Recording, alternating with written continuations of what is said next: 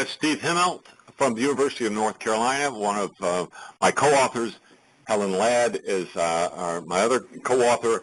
We'll be talking about work today that we've done assessing a financial aid program at the University of North Carolina at Chapel Hill. A revered principle in American civic religion is equal opportunity, but it is a principle often revered and honored in the breach. And in one case where it is honored in the breach is college going and college completion. And let's see what happens here. So how do I? This one right here, like that. So data that is familiar to many of us is that the probability of going to college and completing college is higher for those in higher income groups than for those in lower income groups. And in fact, that gap has increased over time. The University of North Carolina at Chapel Hill, our neighboring institution, which is the first state university to open its doors back in 1795, has historically worried about access to people of modest means. It is called, without irony, in our state, the People's University. And in fact, the state of North Carolina's Constitution has a requirement in it about affordability. It says it requires that the benefits of the University of North Carolina and other public institutions of higher education, as far as practicable, be extended to the people of the state free of charge. But as people who study the economics of higher education have found, as far back as 1969, when there was a well-known study done of a famously low tuition university, the University of California, having low tuition does not necessarily help low-income individuals. What is needed, and I think that would be the consensus now, is that you need targeted financial aid that looks at those of modest means, and rather than across-the-board low tuition, you need something that's targeted. And that is what the University of North Carolina at Chapel Hill did. By the way, even though we often conflate Carolina and the University of North Carolina had 16 different campuses, of which one, Chapel Hill, is the flagship and by far the best known. So the idea of this scholarship program, which they have called the Carolina Covenant, and the covenant means a promise, is a promise to qualified applicants, if they get in, to be able to complete their degree without incurring any debt. The idea was really motivated in part by the sense that low-income individuals would be especially reluctant to take on debt. So that was really the key part of the idea. Just to give you a couple of facts about the program. Anyone who is below, let's say today, an applicant who gets in and whose income, family income, is below twice the federal poverty guideline is eligible if that family doesn't have too much in assets. So there's a federal trigger that assets above a level would make a person not be eligible. So if your income is below, today it's 200% of the poverty line. The first year it started, which was 2004, it was 150% of the poverty line. Students don't apply for this program. They apply for the University of North Carolina, Chapel Hill. If they get in their acceptance letter is a notice that you're a Carolina Covenant scholar. With that comes financial benefits. No loans. All of the aid would be in the form of grant and work study. So there's financial benefits. There's also a little grant to pay for a laptop.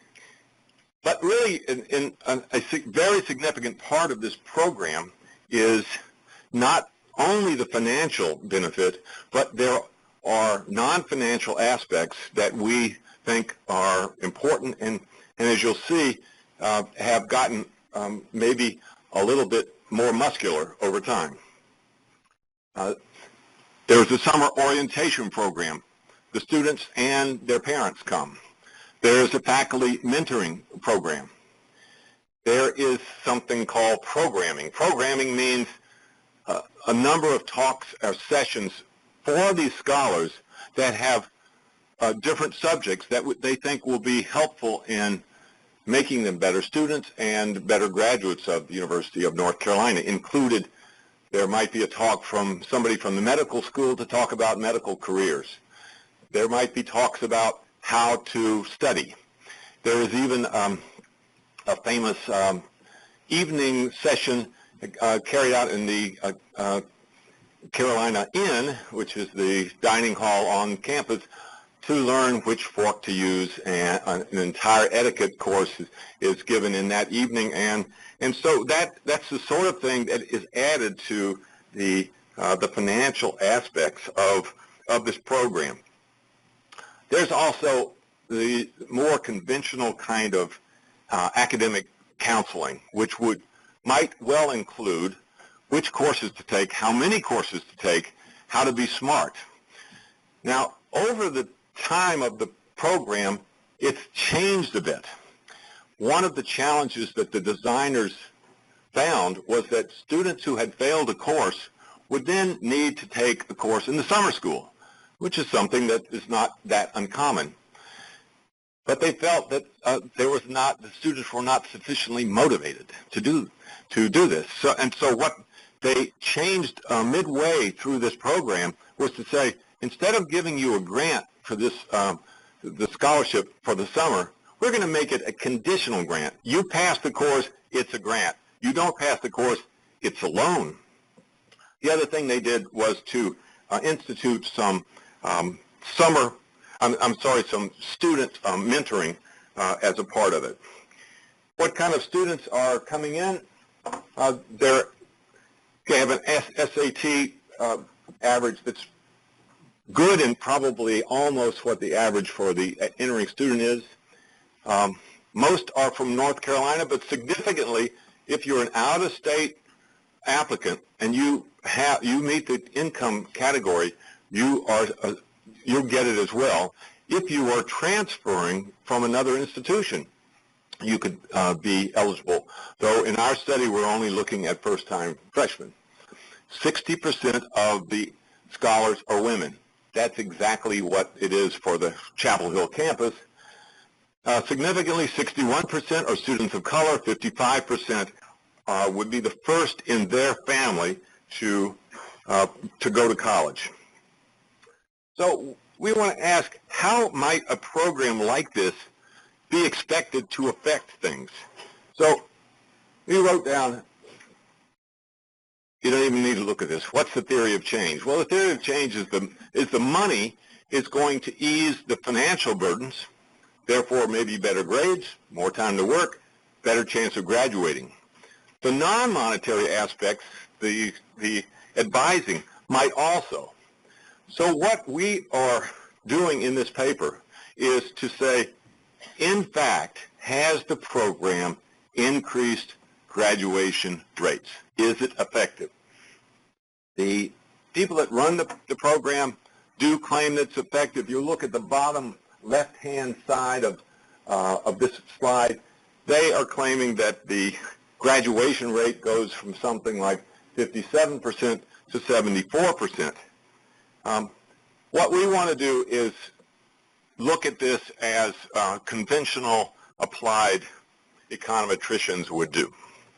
And we are using two very conventional models or techniques for determining this. And I'm going to take a moment to explain these again, even though for the technocrats in the room, they know it very well. The intuition on differences in differences, if you look at the left two bars, you might think that those with low incomes might have a lower chance of doing something. Let's say the outcome is graduating. So the greens have a less chance of graduating than the grays, which are above a higher income. That's before the program. Now, after the program, it happens that both of them increase, but the difference becomes less. So in the third is how much improvement they've had. And what this differences in differences approach says is if the affected group improved more than the not affected group, we'll call that something to hang our hat on. The other approach is a regression discontinuity, and here the logic is, let's say on the right-hand side, on the x-axis, you have something like income. We expect that for a number of reasons that the chance of graduating might be lower for the low income than the higher income. So we expect something like a positive slope. But if this program had an effect right at that edge, we'd expect that the people right below the income level who got all these things, their chance of graduating would be boosted up compared to the people just on the other side. So the luck of the draw favors those on the left-hand side.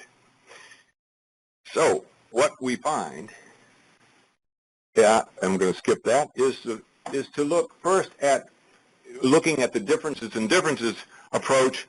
What we find, and here the comparison is over time and across section. We're comparing each group to the year before there was a program. And we find really not much significant effect until the fifth cohort, which is the one that entered in the fall of 2008. We do find a significant effect for graduation. The other effect we find, which might surprise you a little bit, is that the number of courses completed by the people in the program is actually less.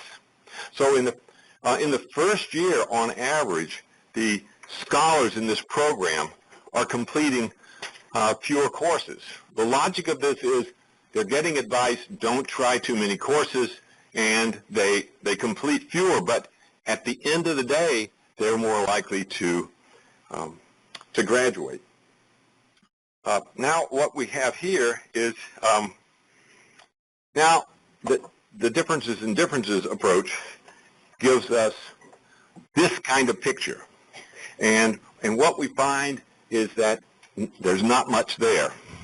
That's all of the years. But we say, let's look only at the last 2 years. Oh, there does look like a little displacement. So look along the red line. You see a little displacement. It's not straight because it's non-parametric. One thing I didn't mention up to this point is that not only is there an income cutoff, but you remember there was a requirement not to have too many assets.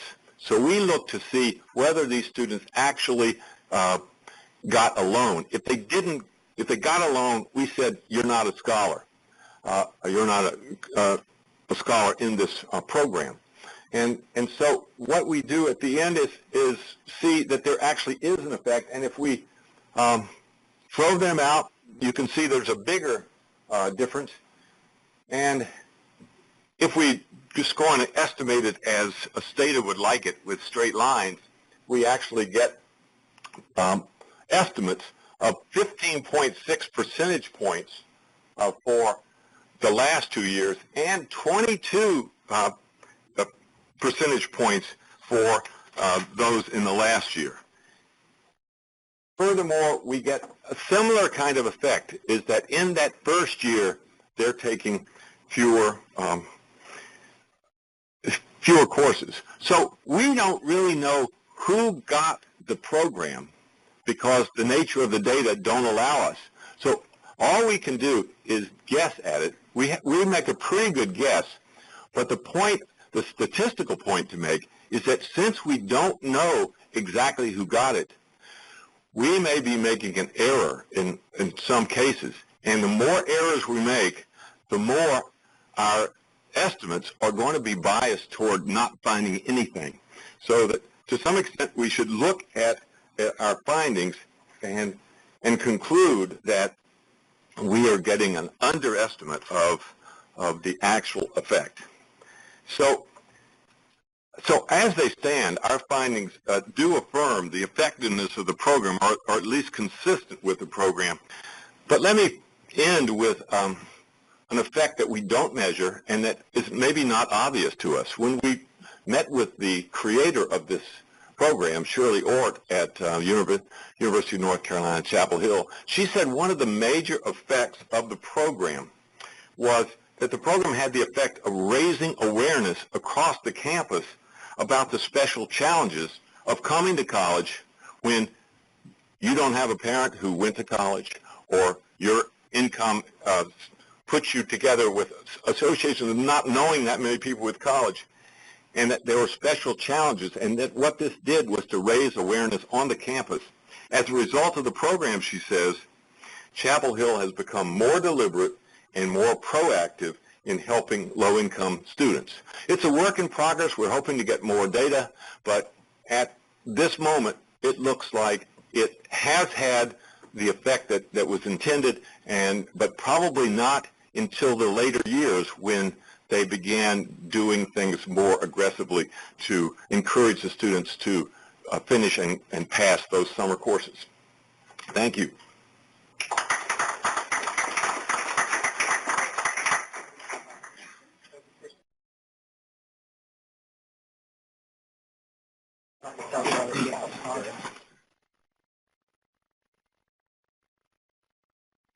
Charlie, your timing.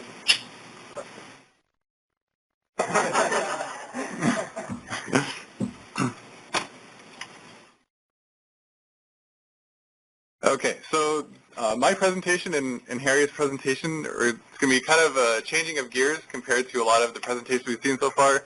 So a lot of the presentations we've seen have evaluated the impacts of a particular policy. So what happens if we reform pensions, hold back a student, introduce the Carolina Covenant.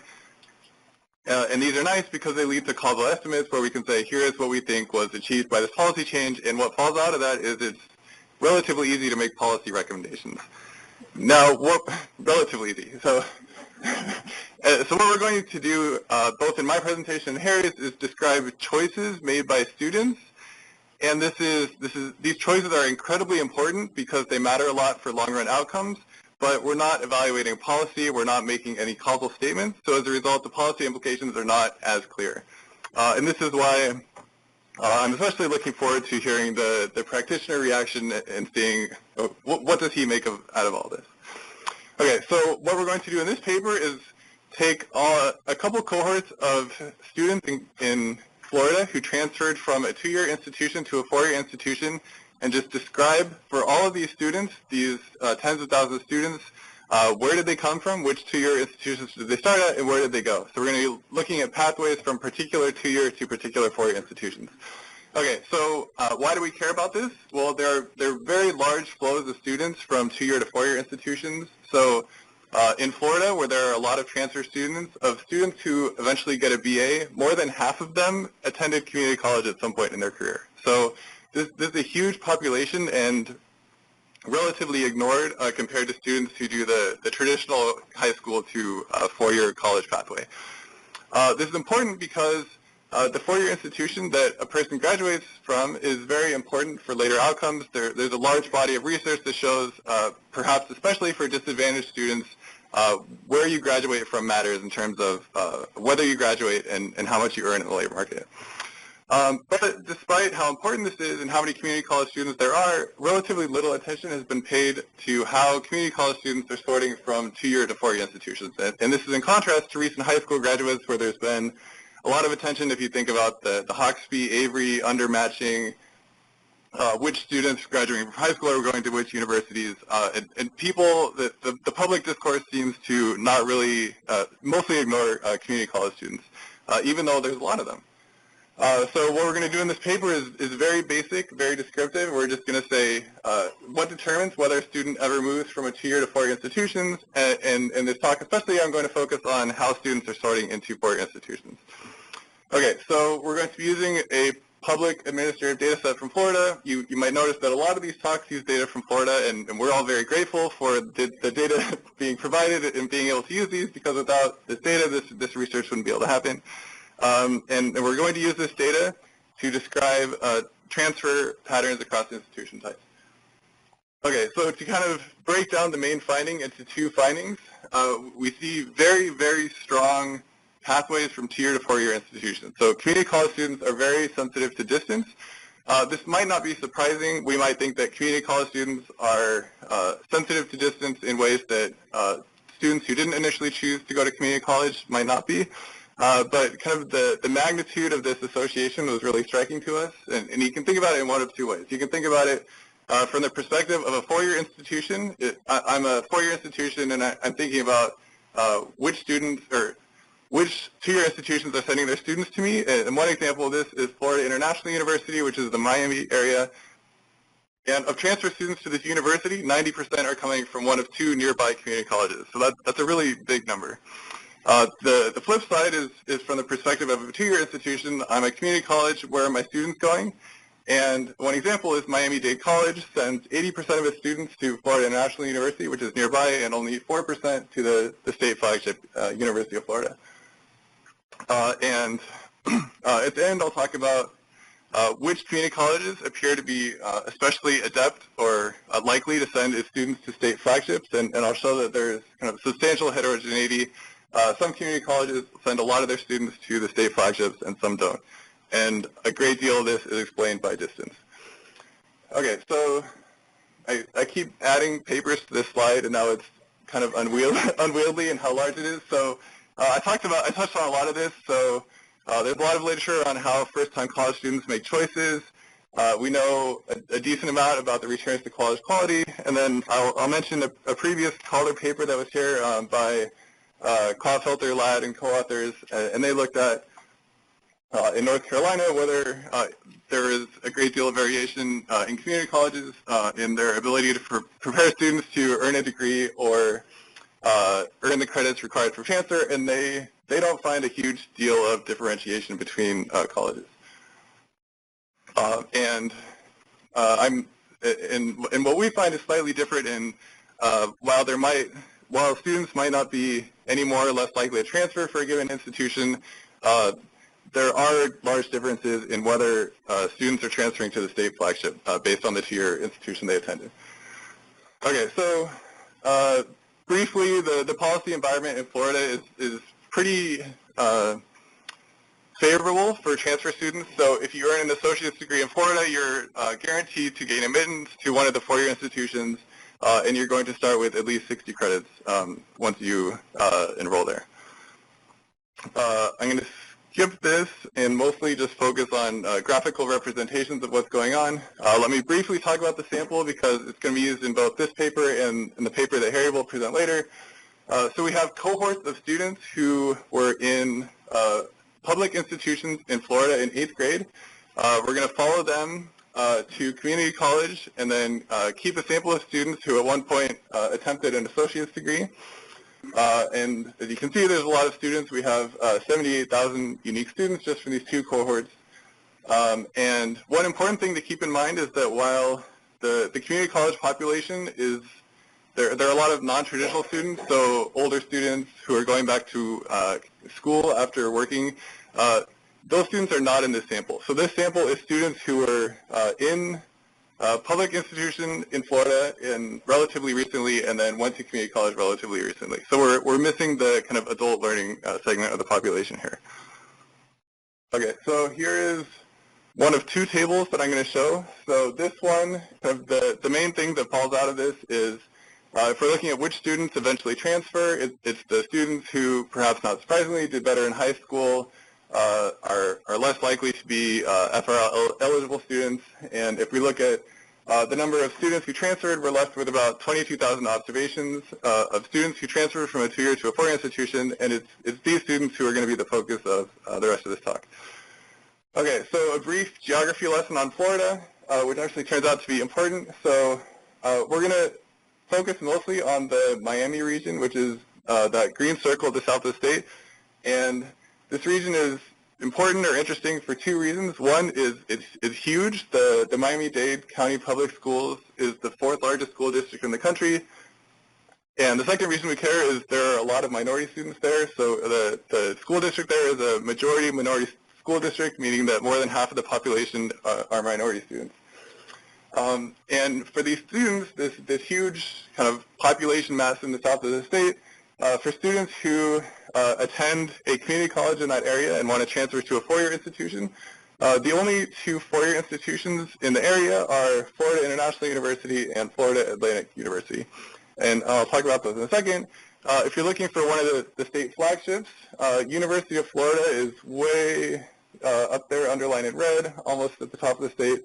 And then the other flagship, Florida State University, is even further away. So, so if we're looking for opportunities for students in this area to go to kind of a high-performing university, it's a very, very long ways away. So the distance from Miami to University of Florida is something like 350 miles. So it's a long distance.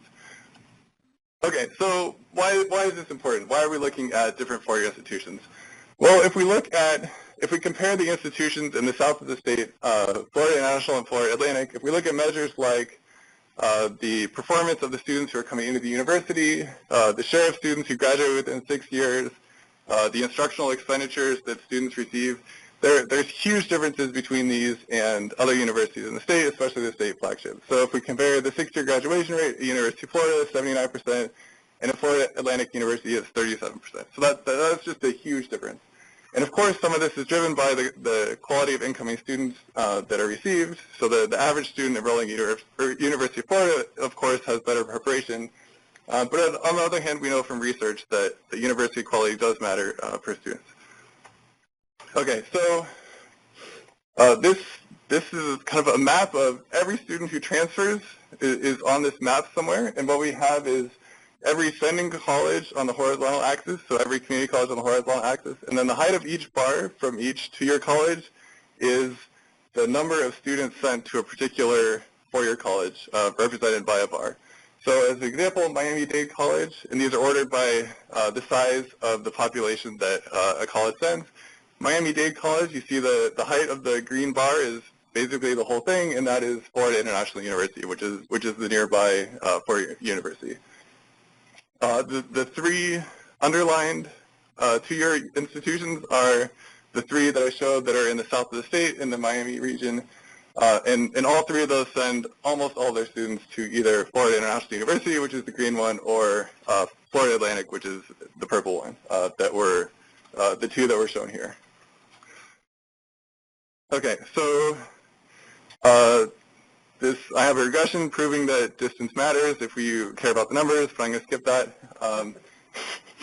And so what we do for the final part of this is say, it looks like some universities are particularly good at preparing their students to go to a state flagship. And what we want to do is construct a measure of the propensity of students that give into your institutions to end up at either University of Florida or Florida State University.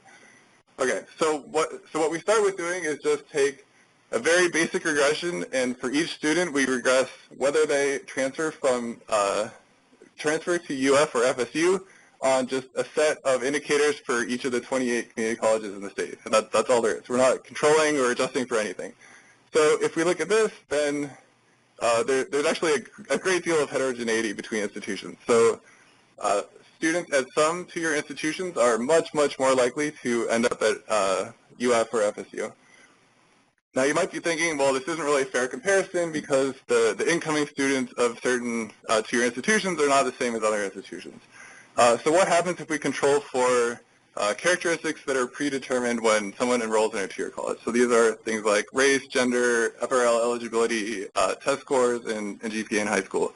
If we do that and then plot what's left over, we see that there's actually not a whole lot of difference caused by these characteristics. So a lot of what is driving the mobility patterns of students from two-year to four-year institutions do not appear to be related to demographics. although there are some exceptions. So if you see like number 7 on the bottom, it does seem to make some sort of a difference. But for the most part, the universities that are sending a large share of students to the flagships, it doesn't appear to be systematically related to the characteristics of the incoming students. Okay, so finally, the point of this paper is location or geography is really important. So what happens if we take these and try to use distance from the nearest flagship to explain what we see here?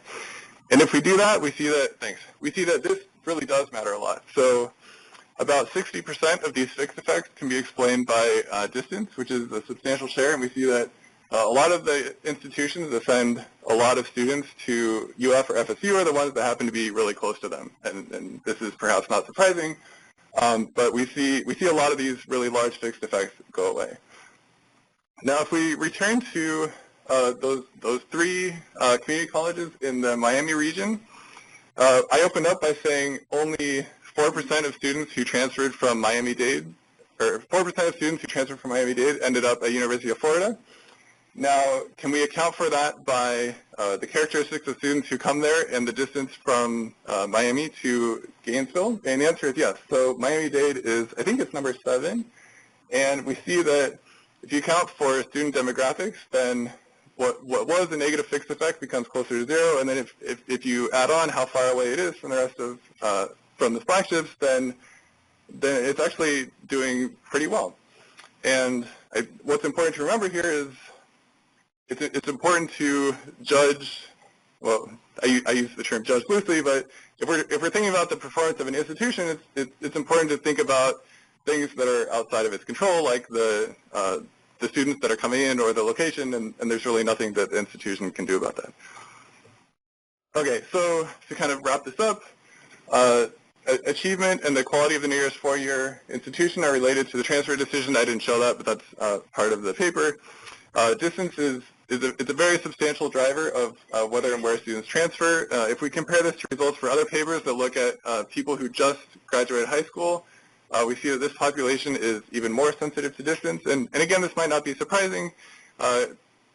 The people who chose to enroll in community college might have done so because they were financially or geographically constrained or had families or other reasons. So this might not be surprising, but at the same time, it's the extent to which students appear to be sensitive and the extent to which geography is driving these decisions, the magnitude of this surprised us. And kind of the punchline of this is that access to the state flagship is not evenly distributed across racial, socioeconomic status groups and geographic groups, and this is through perhaps no fault of the tier institutions, but it's just a fact of life that people are adverse to moving. So I open this up with saying that the policy implications are not as obvious here, and if the message is that students are resistant to moving long distances to go to state flagships, then perhaps it's not surprising that there are very few students who are going from Miami to University of Florida, Florida State. Okay, thank you.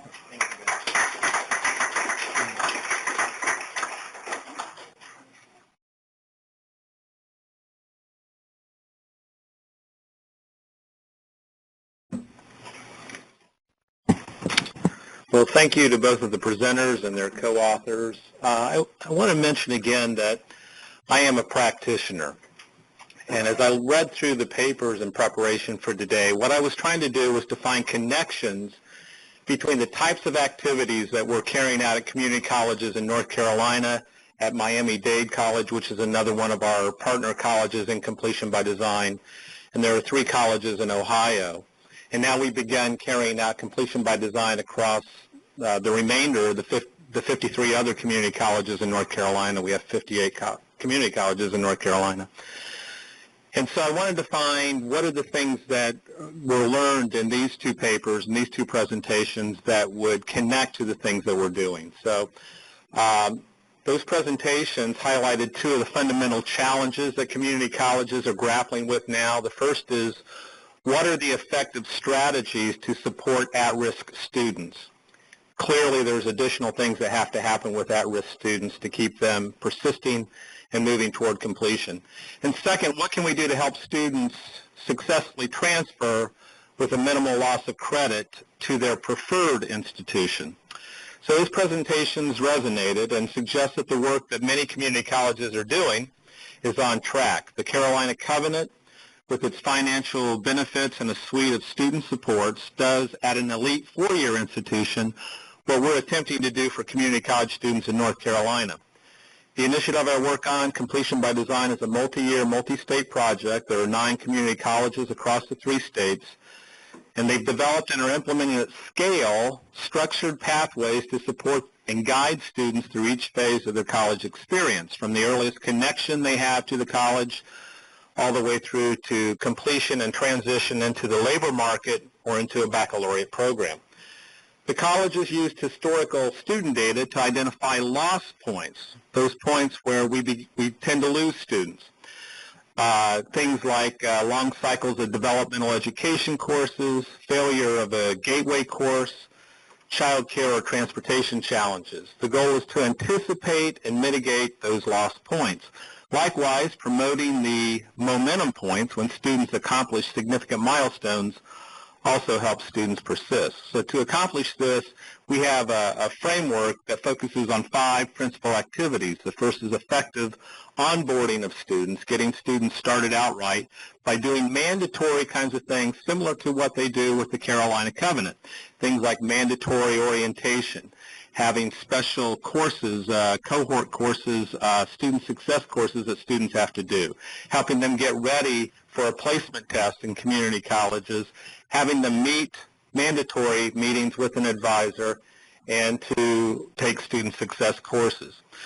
A second component is intrusive advising that starts at the beginning, like they do with the Carolina Covenant, and goes all the way through the student's experience, because we found out when we talked to our students that they felt like we did a great job on the front end getting them registered that first semester, but then we kind of left them to their own, to work everything else out on their own after that. So we decided to implement a proactive approach to advising, requiring mandatory meetings with an advisor, not just at the beginning, but continuously throughout the time the student is at the college, utilizing early alerts, providing academic planning tools, and developing a network of social services resources to respond to obstacles that our students confront.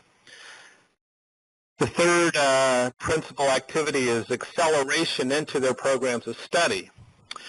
While this strategy may not have as much to do with the students in the Carolina Covenant, it's a critical strategy in responding to the needs of too many community college students who come to us underprepared academically and uncertain about the right program of study or academic goal. We help students identify the program of study and provide effective and efficient delivery of remediation to get students college ready and stacking credits toward a credential as quickly as possible. And a big part of accelerating them into the programs is to make sure the programs are restructured in a way that makes sense for students. So our colleges in Completion by Design and other colleges across North Carolina have made sure that we're aligning our programs to the outcomes of either a successful transfer to a 4-year college with junior class standing in their major, or technical programs that are streamlined with input from advisory committees we have from local employers. So those are our 2 outcomes: successful transfer or moving into the job market in a position with a livable wage. And finally, the fifth component of our strategy is policy reform. We have found that our local policies in our community colleges tend to have things on the books that have been there for a little while and are actually impeding students' progress rather than helping students move forward. So the Carolina Covenant has the additional benefits to students to graduate debt-free. Most college students struggle to pay for college and living expenses while attending college. This is especially true of community college students. My college, Guilford Technical Community College, which has about 13,000 students, of which 45% are full-time and about 55% part-time, My college distributes more Pell Grant money in the state of North Carolina than any other institution of higher education. That includes North Carolina State University, East Carolina, and the 2 community colleges that are larger than Guilford Tech. We still offer federal loans at GTCC, something that more than half of the community colleges in North Carolina have stopped doing. They no longer offer Stafford loans for fear that their default rate is going to become too high and they're going to lose their ability to distribute any kind of Title IV financial aid. America's College Promise or some future iteration of free tuition may provide a partial solution to that problem, but only if students can also continue to receive Pell Grants to help cover their expenses while in college, and states continue to fund colleges in a way that allows us to provide the supports that we talked about before, the supports that lead to a qualified workforce. So the kinds of things that Charlie talked about of having not only the student supports that are there, the special programs, but also taking away the burden of finances that a student has to think about as they're going to college. The other thing that kind of took that I noticed about the presentation was that it takes a little time for big initiatives like this to take hold. We found it at things that we're doing in the North Carolina community colleges. There are other examples across the country where you put reforms in place, they don't generate immediate results. And it may take 3, 4, 5, 6 years before you see the full benefit as the colleges learn how to fine-tune the approach and look back at their data, make changes, and continue to move forward with version 1.0, 2.0, 3.0, and so forth. So like the Carolina Covenant, Completion by Design expects that applying student supports on multiple fronts will result in better student persistence, progress, and completion. And I am hopeful that the further research of the Carolina Covenant will bear out the efficacy of those benefits and supports. When I turn my attention to the other presentation, the first thing that struck me when I read the report on Florida transfer patterns is that transfer based on proximity is probably not a good way to reduce the equity gaps that we see in higher ed. Like Florida, students in most of the 58 colleges in North Carolina Community College System transfer to the nearest UNC institution. We have 58 community colleges, and as Charlie said, we have 16 institutions that are part of the University of North Carolina. And like Florida, that institution may not be best suited to provide the student with the program of study or the student and instructional supports to guide the student to degree completion. Some recent work conducted for the North Carolina Community College System by CCRC, Community College Research Center, indicated that generally 50 to 70% of transfers from any community college are concentrated in the top 3 transfer universities for that college. And generally the top transfer institution has some proximity to the community college. Also, like in Florida, students that come out of high school better prepared academically and less disadvantaged financially may be less constrained by the proximity issue. Wake Tech is the largest college in the North Carolina Community College System. Wake is located in Raleigh, and while the most popular transfer university is the flagship University of North Carolina State, which is less than 10 miles away from Wake Tech, about 40% of their students go there. Its second largest transfer school is East Carolina at 16%, which is about 100 miles from the Wake Tech campus. Wake has fewer Pell Grant recipients than most North Carolina community colleges, which may help account or may help impact the decision about moving to another area of the state. Still, the general transfer experience of many North Carolina community colleges is similar to Florida. It may be helpful to assess why and how students make decisions about transfer institutions. Are they based on cost, family commitments, psychological predisposition against moving away? How much of the decision about which institution to transfer could be influenced by better, proactive academic planning and assistance in the selecting universities based on criteria other than proximity? That's to say, can community colleges provide better guidance for the students? And one of the things that we've done in North Carolina under a new comprehensive articulation agreement is to create templates where community college students who want to transfer have a pretty common first-year curriculum of 30 hours, and along with that, a one-hour course where they have to look at targeted universities of choice and to do deep analysis of their program of study. And then the second year is based entirely on a curriculum that's set by that college in that program of study, so that when the student finishes with those 60 hours, they have a very good chance of making the decision to go to a university, not because of proximity, but because it's the best one for them to go to. That ends my comment.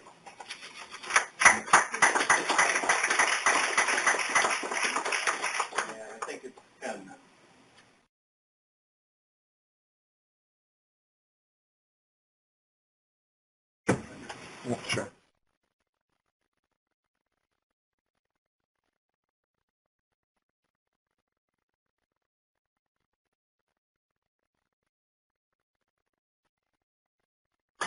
Okay,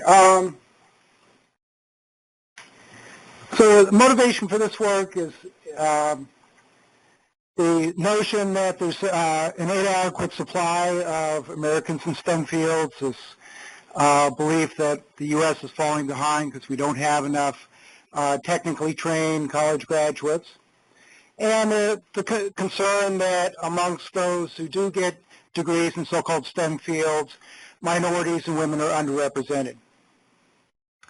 And there have been various hypotheses to explain this, and they each have particular policy prescriptions. So one notion is that there's simply a lack of role models, particularly for women. And so we need to increase the number of female and minority faculty in STEM areas in colleges and universities. Another explanation is that the results are being driven by peer effects, and so there's some movement for having single-sex schools to hopefully promote women in science and technology fields. There is a growing literature trying to look at the determinants of taking STEM courses in college and completing a STEM major. There are a number of studies using data from multiple college campuses, also some single university studies.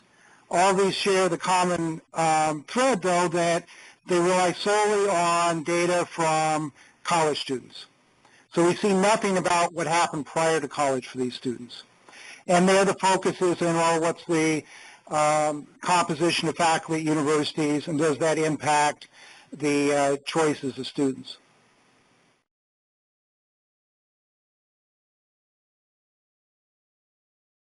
There is a little bit of literature on pre-college choices, not all directly related to STEM. So most of us are familiar with Tom Dee's work on gender and racial matching of students and teachers in K-12.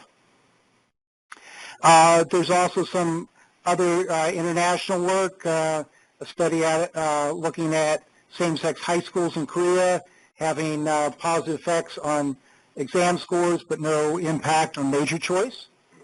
And then a paper using Italian data finding that increasing the proportion of women in high school classes has a positive association with the likelihood of selecting a STEM major in college. In this work, I'm focusing on the United States, in particular the state of Florida. And one of the contributions, I think, other than just focusing on U.S., is that we're able to bring to bear data from before college, so look at the high school and middle school experience of students. Can link students to all their instructors throughout middle and high school, and also condition on test scores and free lunch status in elementary school. So while we can't quite do room to workplace, we come pretty close, and that really take advantage of longitudinal data tracking students from elementary school through the end of college. In this work, I have data on 4 cohorts of students that began 5th grade in 1997 through 2000.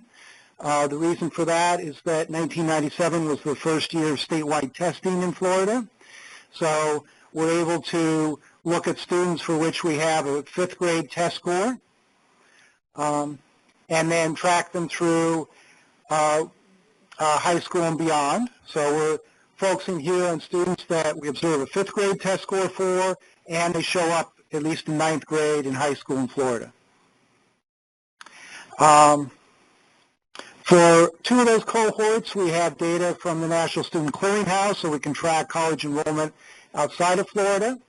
Unfortunately, Florida ended their agreement with the National Student Clearinghouse, as some of us are painfully aware. But we can track 2 cohorts. And then for those that attend a public college or university in Florida, we can look at all of their courses, their instructors, the characteristics of instructors, and see if they completed a degree. So we can look at all sorts of outcomes here. So we'll look at pre-high school achievement, whether they're able to complete high school and earn a regular high school diploma. Then look at whether they enter a post-secondary institution. And then conditional on attending a public university, look at their first year college coursework, and then do they actually complete a degree and what their major is. I'm going to go through the next dozen or so slides super fast because they all tell the same story. Big differences by race and family income, virtually no differences by gender. So here's 5th grade test scores by race.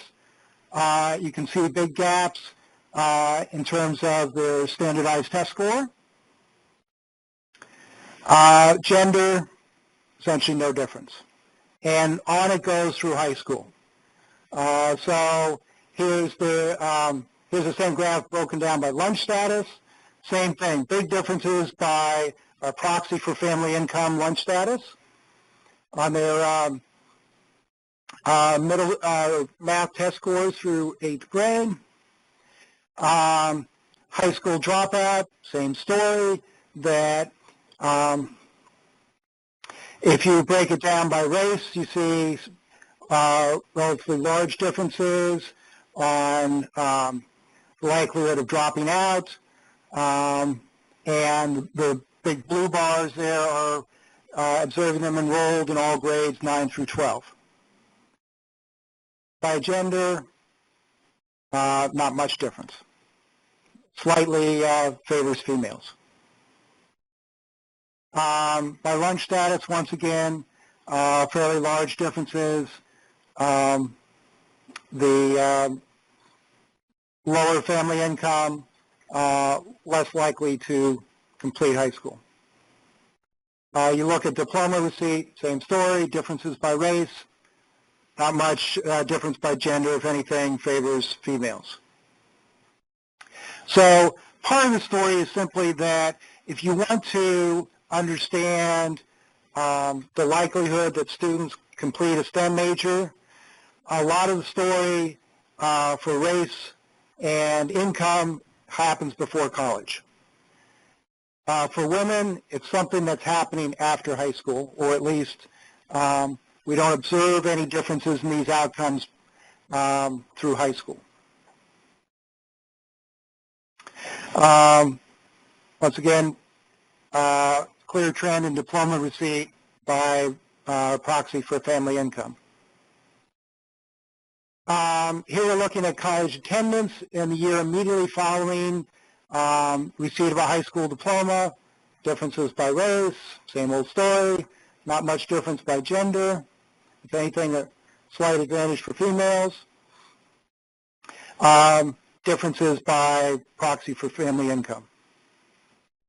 You will notice some seeming anomalies here, so like If you look at the out-of-state college going for, which is well, four-year college, I would say the turquoise.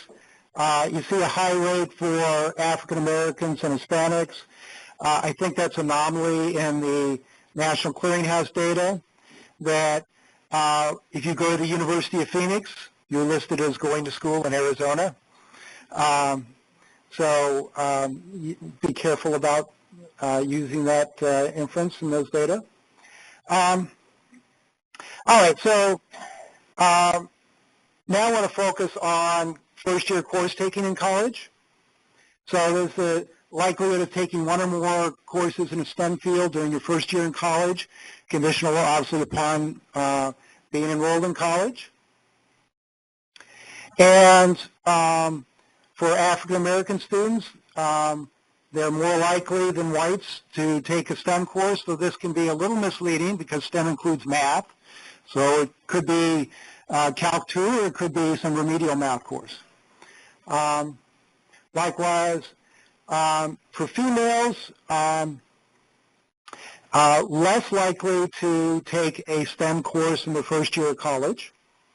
And that's true when we condition on prior math scores and lunch status. If we break it down to specific types of STEM, so here we're looking at different science courses during the first year in college. You see very different patterns for females across subjects. So if we look at any science course, they're less likely to take a science course the first year in college. But if we look at biological sciences, more likely than men to take at least one bio-sci course the first year. If we look at physical sciences, chemistry and physics, less likely to take chem and physics, which are also sort of prerequisites for engineering and other fields.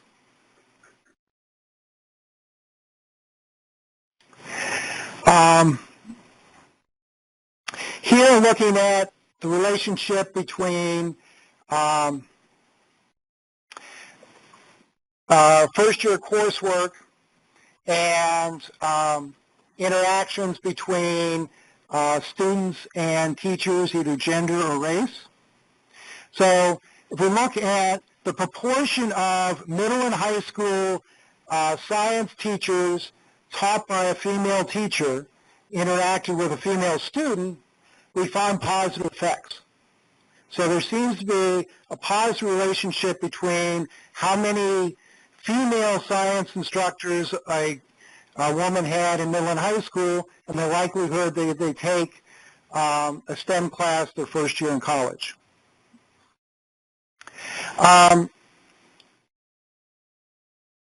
We also get a positive effect for Hispanic students,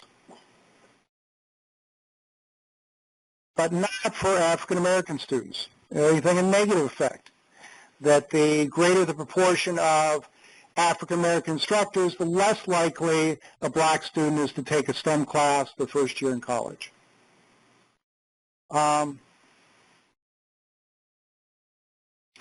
Perhaps I think one of the most interesting findings is that it's not just the race or gender of the instructor, but what they know.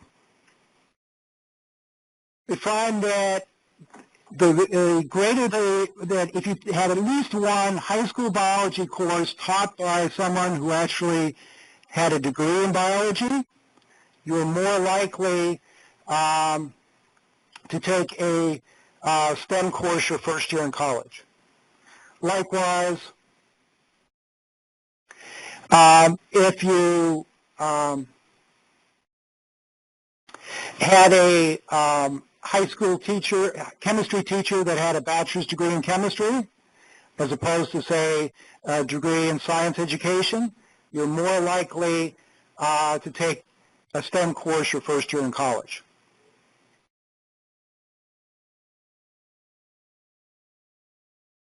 And same is true for math and having a math teacher that had a bachelor's degree in math. Here we're looking at the likelihood of earning a bachelor's degree in a STEM major within 9 years of starting high school.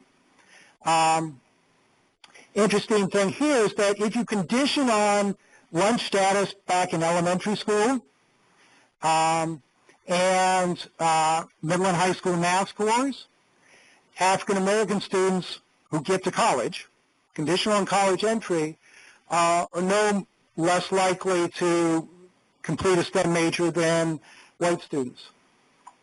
Hispanics even seem to be somewhat more likely, though once again the Hispanic population is not representative of the Hispanic population throughout the U.S. And female differences go away as well in terms of major completion. But a lot of that's probably driven by the biology effects we saw earlier. Oops. And then here we look at the relationship between first-year college STEM instructors and getting a bachelor's degree, and essentially no effect. So the bottom line seems to be that for blacks and Hispanics, if you want to increase the likelihood of them majoring in STEM fields in college, you really have to look at what's going on before college and the big differences that show up as early as elementary school. For those who make it to college,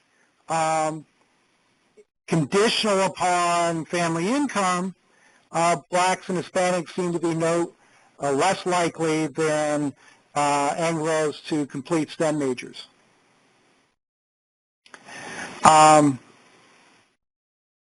For women, it's really about the type of science.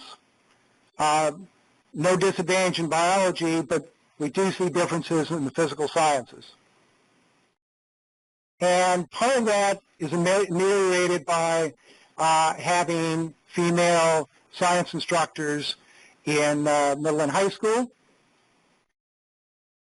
And it's also may matter the background of your high school science teacher, whether it's content knowledge or simply interest in the discipline.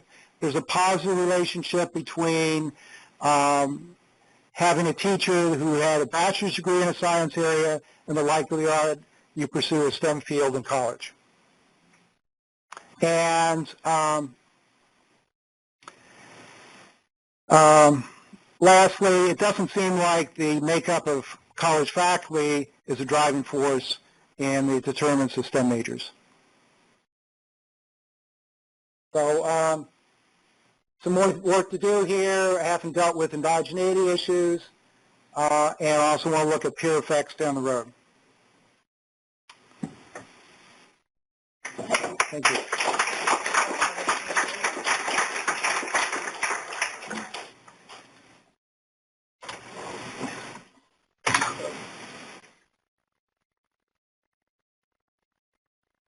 Guitar.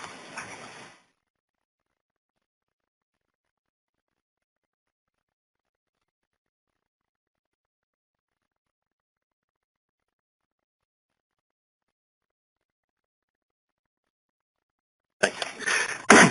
So this paper is joint with Ben and also with Erin, Dunlop, Velez. The paper's already been published. It came out in the IZA Journal of Labor Policy, which is an online journal, so it's already up there if anyone wants to have a look. This paper is broadly descriptive. I mean, this paper was intended to be our first cut. We waited. It took a long time to get these data, and Jay Pfeiffer doesn't appear to be in the room. When Jay left the state of Florida's data, it did get a lot harder to sort of get these data and get them completely. So it took many iterations to get the data. So we thought once we had them, it was worth taking some time just to do a broad overview and get some findings that we thought were most striking and most salient and maybe the newest, which we think have lots of implications for further research, and some of them actually we do think have suggestive implications for policy, although not nearly as tight as some of the earlier papers. So it is the same data that Ben described, so I won't go into great detail. These are the variables we use. So we use the same two cohorts that Ben used for the earlier work. And the reason we go with the earlier cohorts is that,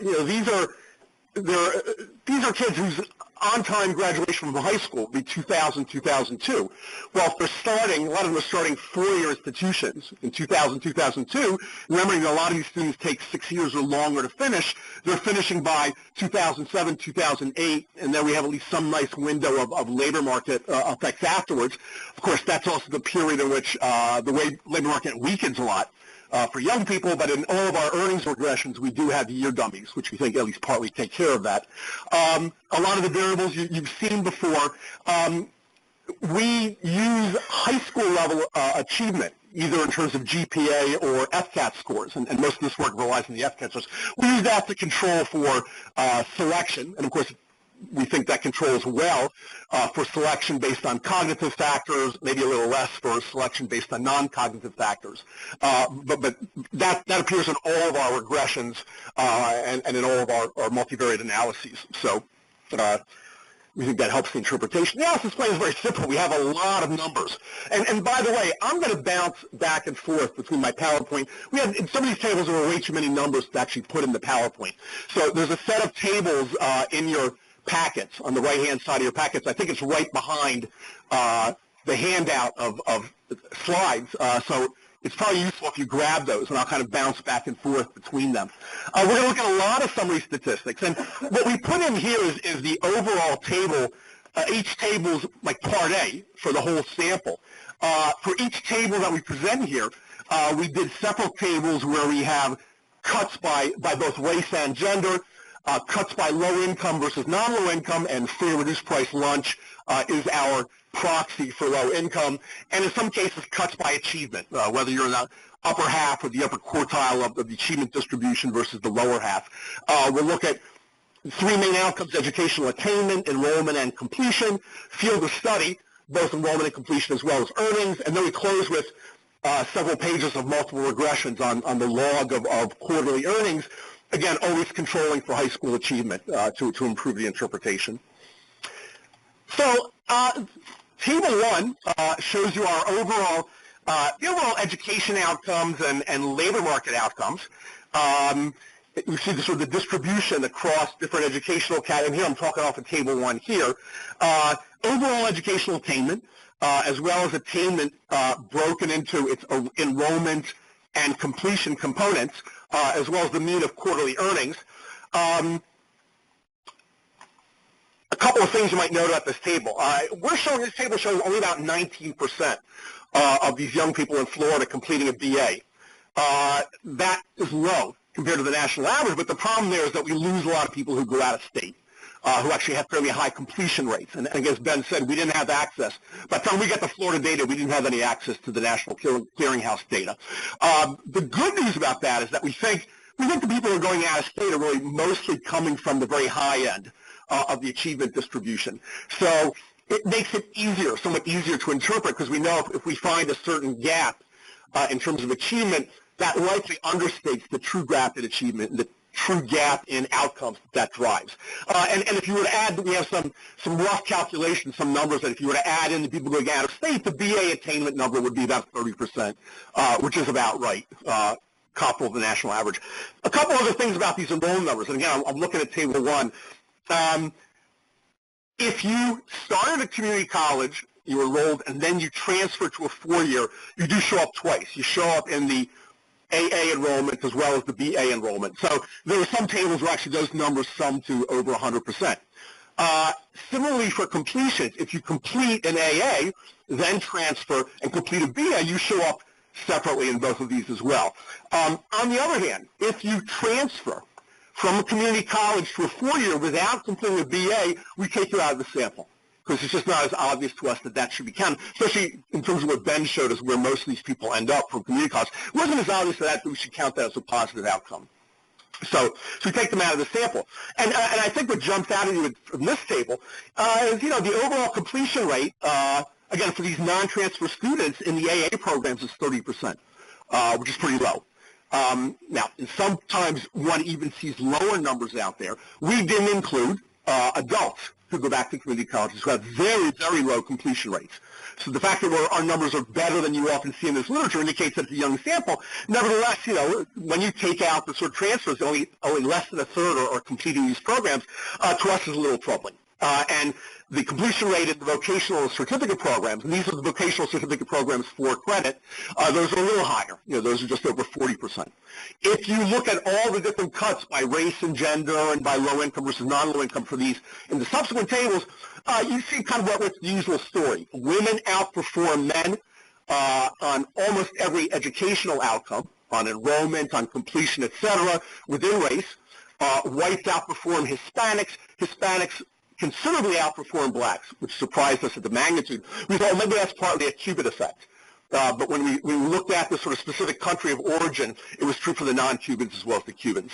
And the one thing that jumps out at us all the time, again, is just how poorly young black men do on almost every outcome. So they are the weakest demographic group in terms of educational outcomes, and they're just barely ahead of black women in terms of the earnings outcomes, and even behind black women on some of the measures.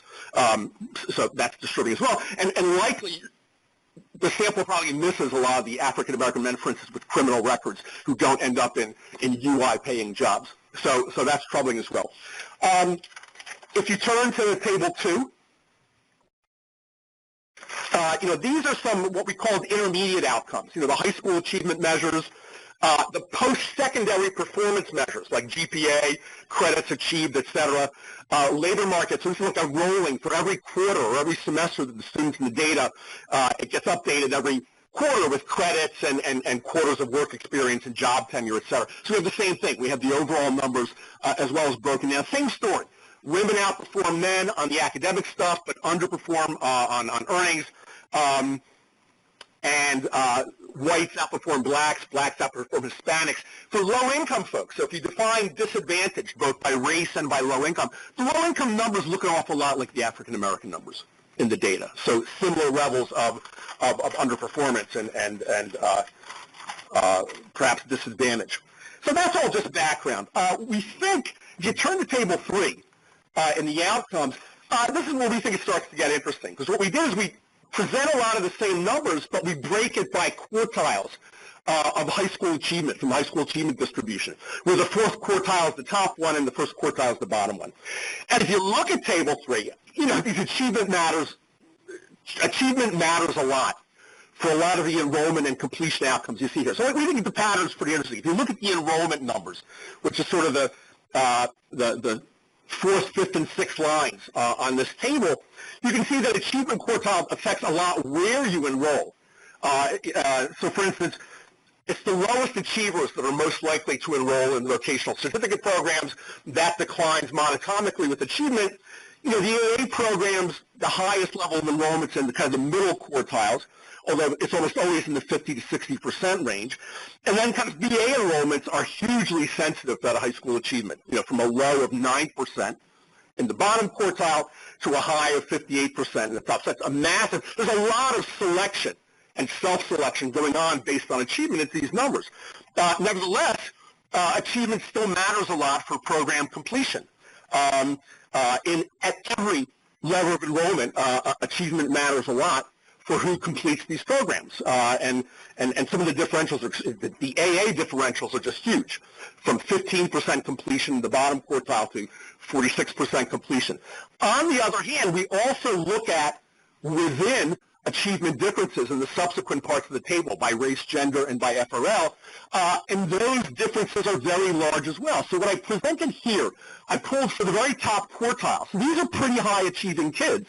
What do the attainment numbers look like for the poor students, the FRL versus the non-FRL? At the associate degree level, the numbers are pretty similar. The FRL students are more likely to enroll in these programs. They're less likely to complete them.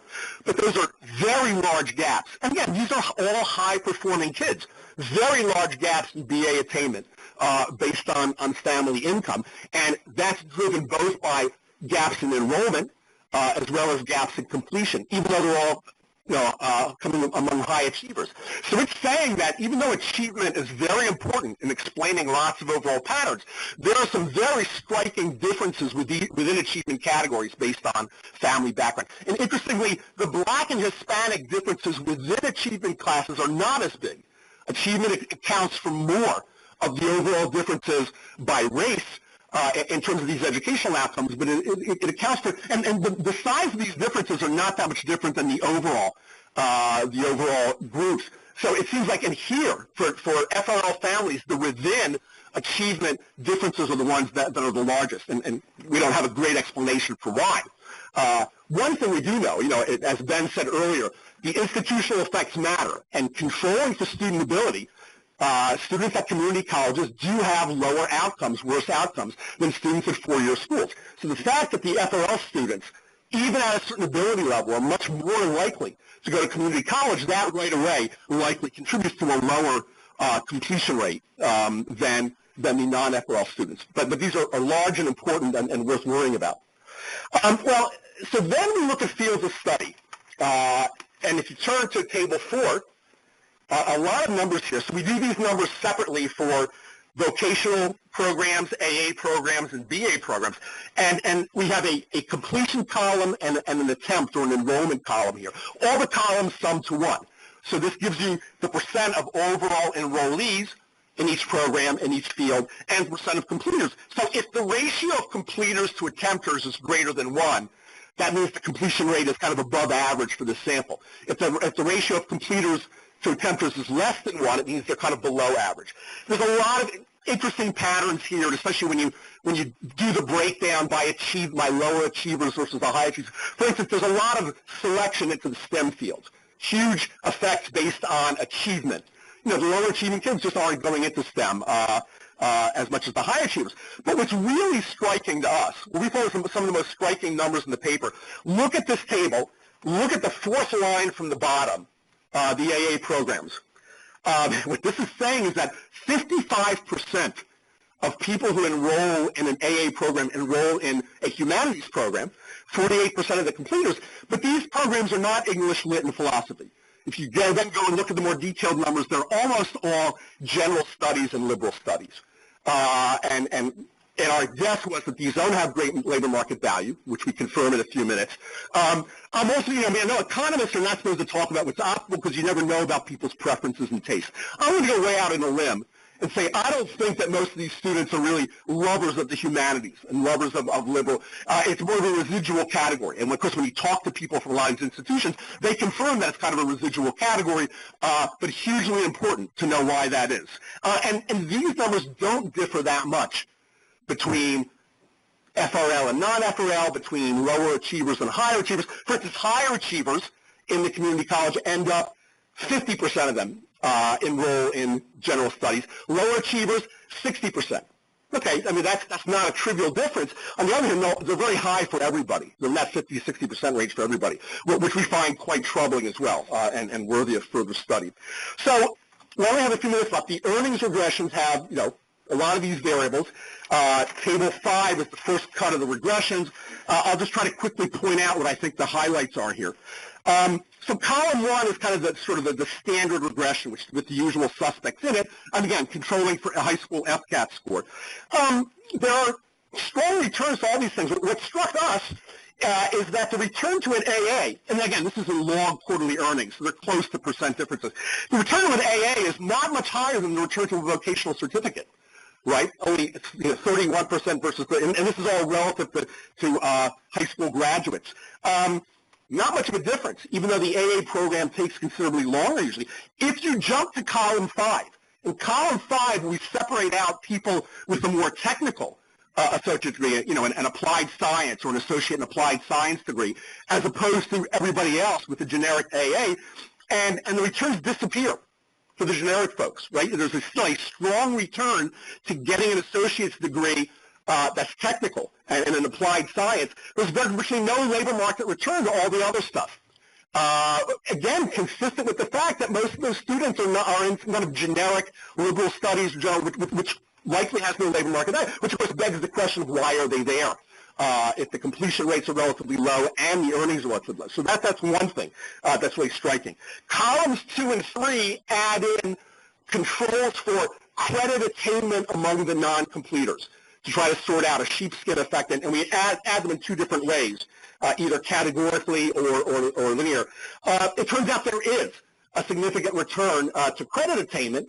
Having said that, there's also a sheepskin effect. But when you look at the numbers, actually, the people who drop out, especially out of community college, they kind of get screwed both ways. They miss the sheepskin effect, and they drop out before they've achieved enough credits to really have a significant bump in their earnings. So on both dimensions, they're losing out. The dropout problem is severe. Finally, in column 4, on top of that stuff, we add in some measures of post-secondary performance. The most important one of which is post-secondary GPA. And that has not only, those are big magnitudes, and it also, once you add those in, it reduces the returns to labor market to the degrees by quite a bit. So in other words, what a pretty good chunk of the return to the degree is actually a return to performance and to quality. Now, is that causal or not? I don't know. We've controlled for the high school test scores. Do the employers even know this stuff?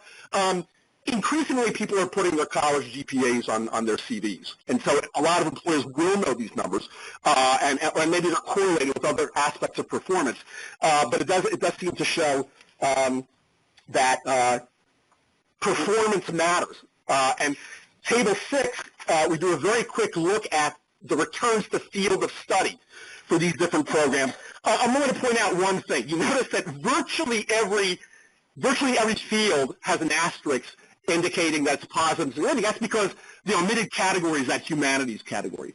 In other words, the humanities category have lower earnings than virtually every other category. They have lower completion, and yet that's still where the majority of students attending these AA programs end up. So what do we learn from all this? First of all, the sort of two striking findings. One is based on these differences between and within achievement groups. The achievement matters a lot in terms of where people enroll and how well they do there. But again, you do have these very large differentials for disadvantaged versus non-disadvantaged students within the achievement quartile. So other stuff is going on, part of which does seem to be the quality of the institution you attend. But then you have this other very puzzling high concentration of people in the AA programs, in the humanities, despite low completion and low earnings. If I was to guess about a policy implication of that and talking to a lot of people, there's both a person effect and an institution effect when you talk to people. The person effect is these people get very little guidance when they go to community college. And Judy Scott Clayton at Columbia has this wonderful paper called The Shapeless River. That's her metaphor for the community college where you get, in many of these community colleges, you get virtually no academic guidance, no career guidance, no information. Then maybe it's a little surprised that they end up in these residual categories, so many of them. But the other thing that you hear a lot is on the institutional side, people who want to, for instance, get into health tech can't get into those classes because they get very quickly oversubscribed. So if you ask the administrators, why don't you expand teaching capacity in some of these technical fields that are in high demand in the labor market that students want to take, they say it's too expensive. The instructors are more expensive, the equipment's more expensive, and we get the same subsidy from the state no matter what we do. So we don't get, well, maybe that tells us that policy should change, and maybe it suggests that there ought to be some accountability policies at the higher ed level. About half the states, the National Conference for State Legislatures actually has a website where they monitor. About half the states are starting to introduce higher ed accountability measures, mostly on the academic side, less on the earnings side. I think we need to, and they're taking small steps initially, which I think is appropriate. We should study those efforts and try to learn from them. But I think not only providing better counseling and better supports for the students, but rewarding or not rewarding the institutions for some of these outcomes. And again, doing it carefully based on value-added measures and things like that, to me, strikes me as a sensible, possible direction to go in based on some of the numbers you see here. Thank you very much.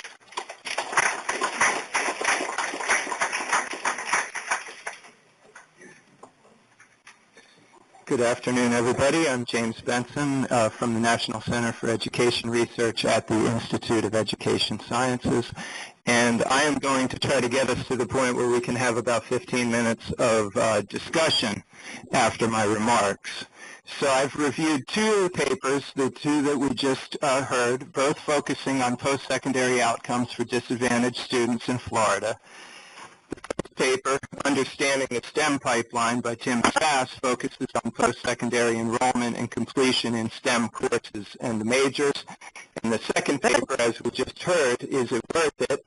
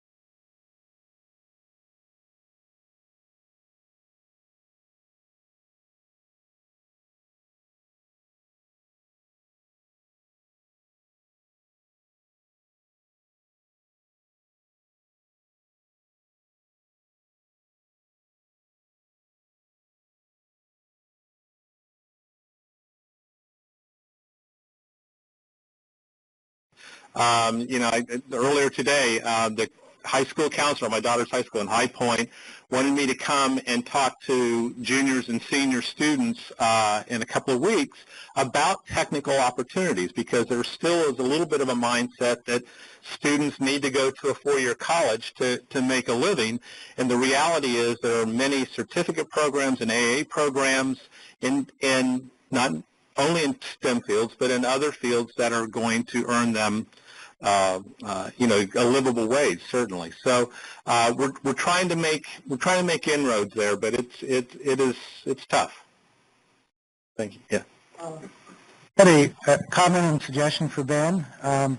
So if I read your chart right, I think 2 of the 5 largest community colleges in Florida are Santa Fe Community College and Tallahassee Community College, which are not due to them being in large metropolitan areas, rather that they're a couple miles each from UF and FSU. My casual empiricism, having lived in Tallahassee for 21 years, is that a lot of kids go to, say, Tallahassee Community College because they didn't have the grades to get into FSU, but they want the sort of four-year college experience. So they're in Tallahassee, they can go to football games, they can go to frat parties, and they're sort of pseudo-FSU students, and then they get their 2-year degree and then actually move across town to FSU. So my suggestion would be to look not only at the relationship between location of community college and university, but look at the location between their high school and where they choose to go to community college and go to university. It might tell a somewhat different story. Yeah, so it is absolutely the case that if you look at, for community colleges where they're drawing their students, some community colleges draw almost all their students from the local area, and these community colleges are not the ones that are near the flagship. So if you look at something like the share of students who moved more than 50 miles to attend community college, the distance from their high school, then this is Santa Fe, the one Tallahassee. So it is absolutely the case that the community colleges drawing students from kind of the state are the ones that are near the flagships, and this is why I didn't focus on them as much in the presentation, because the reasons that they're sending students to the flagships isn't because it's an accident of birth and somebody happened to grow up in Santa Fe, so they're going to Santa Fe Community College. A lot of students make conscious decisions to move a long distance to go to these community colleges with the intent of going to University of Florida or Florida State, but so there are students like that, but these are a handful of community colleges in the state, and the correlation between distance from somebody's high school to four-year college and distance from someone's community college to four-year college is over 0.9. So the number of students who actually do move long distances to go to community college is quite low. And looking at a place like Miami-Dade College, it's very, very few people move long distances to go there. That is very much a local community college market. But yeah, good point. Okay, any questions from the audience? Yes. Erin. Yes, excellent papers, and I'm curious about something, whether any of your papers have been able to tease out one or two things that are of interest to me at least. One is, what kind of predicts somebody actually getting into a STEM field? I have a brother who helped build the Apollo program, and he was building TV sets when he was 10 years old. So there's some kind of emotional experience that he had, that he had making stuff that makes stuff, got him into this whole thing. I wonder, are there course-taking patterns in secondary school or middle school that are predictive of somebody who, A, will either go into a technical field or B, go into a STEM field, and then once they get to college, is there any is there much transfer from going from a technical field into a STEM field for a four-year degree? Well, on the academic side, I mean, one of the controls I use, I didn't highlight the estimates, is high school, middle and high school math scores, so that performance in math in high school is predictive of whether you go on to a STEM field. So I think clearly there's a link between sort of ability in math and science as demonstrated by course taking and test scores at the high school level and what students do in college. Yeah, that was what we found consistently. Overall FCAT score. Remedial program. Yeah, highly well. Most people who go in for remediation don't come out of it. That is, you're going to say one of them. Impact is negative, not positive. But if they do come out of it, unlikely they keep those. Yeah, it's in the back there. You. Hi, this question is for Tim. On slide 22 for the STEM field, you found that black students who had an African American math or science teacher in middle school or high school were less likely to take a course in STEM in the first year of college. Did you run any value-added measures or control for the majors of those teachers? I'm trying to find out what could drive that, because that, for me anyway, that's an unexpected finding. So what are your thoughts, or what are the research options on unpacking that story? Yeah, my suspicion is it may be driven by math enrollment. So as I mentioned in the talk, that at this first cut, I haven't distinguished between what kind of math course the student is taking. So it could be that these are students that were in predominantly African American high schools, and I haven't looked at instructor quality. So it's possible there's some association there. I suspect I would get different results if I focused on, specific science courses, but those are two things I want to do, is one, put in value-added measures, and then and control for high school effects, with high school fixed effects, and then break it down to specific STEM fields. Other questions? All right. Wow, great. Thank you, Dan.